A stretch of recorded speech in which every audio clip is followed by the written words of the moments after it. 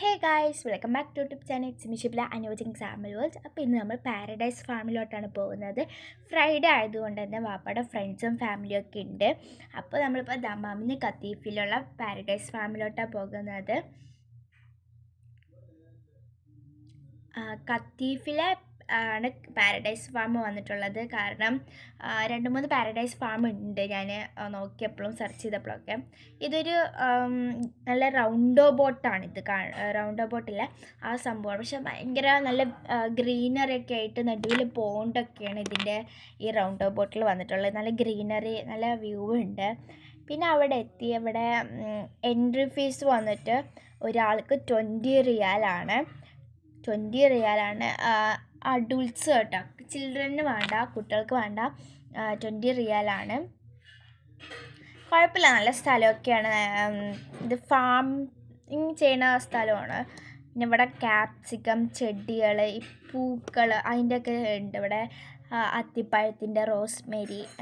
പിന്നെ നമ്മളിപ്പോൾ ഇവിടെ മേടിച്ചിട്ട് കാര്യം, നമ്മളിപ്പോൾ പോകണം. പിന്നെ വാപ്പ നോക്കൊന്നുമില്ല പണി കഴിഞ്ഞ് വരുമ്പോഴത്തേക്ക്. അപ്പം സന്തോഷങ്ങൾ ശരണേൻ്റെയും മേടിച്ചു. പിന്നെ നമ്മൾ ഇവിടെ വന്നപ്പോൾ സ്ട്രോബെറി ഫാമിംഗ് ആണ്. സ്ട്രോബെറി ഫാമിങ്ങിൽ കയറാമെന്ന് പറഞ്ഞു കഴിഞ്ഞാൽ ഇവിടെ കയറാൻ 25 റിയാൽ വേണം.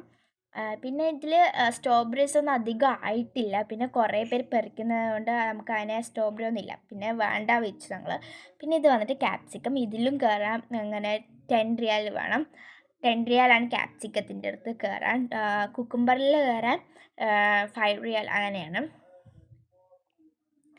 കുക്കുംബർ ചെടി, ക്യാപ്സിക്കം, തക്കാളി, അങ്ങനെ ഈ കഴിക്കാൻ പറ്റുന്ന തക്കാളി ഉണ്ട് അത്. പിന്നെ ഇവിടെ വന്നപ്പോൾ പീജൻസ് ഉണ്ടായിരുന്നു. പിന്നെ ഞങ്ങളങ്ങനെ അപ്പുറത്തെ സൈഡിലോട്ട് പോകാൻ വേണ്ടിയിട്ട് അപ്പുറത്തെ സൈഡിലോട്ട് പോവുകയാണ് നമ്മളെല്ലാവരും. ഇവിടെ വന്നിട്ട് ഈ വാട്ടർ ബോട്ടിംഗ് ഇല്ലേ, ബോട്ടിംഗ് ഉണ്ട്. പിന്നെ അപ്പുറത്ത് ഈ സ്ലൈഡ് അതിനൊക്കെ ഉണ്ട്. പിന്നെ മറ്റേ നമ്മുടെ നാട്ടിലെ കോഴികളൊക്കെ ഇവിടെ ഉണ്ട്. പിന്നെ പശു, ആട്ടിൻകുട്ടി, പശു, അതൊക്കെയുണ്ട്. ചെമ്പരിയാട്. പിന്നെ ഞങ്ങൾ അതിനെ അവിടെ കണ്ട പുല്ലൊക്കെ കൊടുത്തോണ്ട്, പുല്ല് ഒരു സൈസ് ഓല പോലത്തെയാണ്. പിന്നെ ഞങ്ങൾ അതിനെ ഈവനിങ് ആയപ്പോൾ ബീച്ചിൽ പോകാമെന്ന് വെച്ചു. പിന്നെ അവിടെ ടൈം സ്പെൻഡ് ചെയ്തു. അപ്പോൾ ഇത്രയേ ഉള്ളൂ. ഇഷ്ടപ്പെട്ട ലൈക്ക് ചെയ്യുക, ഷെയർ ചെയ്യുക.